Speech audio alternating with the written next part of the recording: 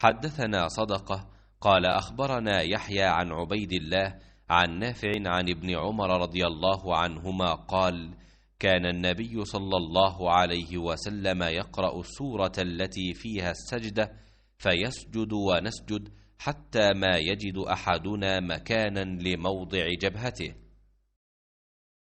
याहया बिन सईद क़तान ने बयान किया, उनसे उबैदुल्लाह ने, उनसे नाफ़े ने और उनसे इब्ने उमर रदी अल्लाह अन्हो ने कि नबी करीम सल्लल्लाहु अलैहि वसल्लम किसी ऐसी सूरत की तिलावत करते जिसमें सजदा होता, फिर आप सजदा करते और हम भी आपके साथ सजदा करते, यहाँ तक कि हम में किसी को अपनी पेशानी रखने की जगह न मिलती।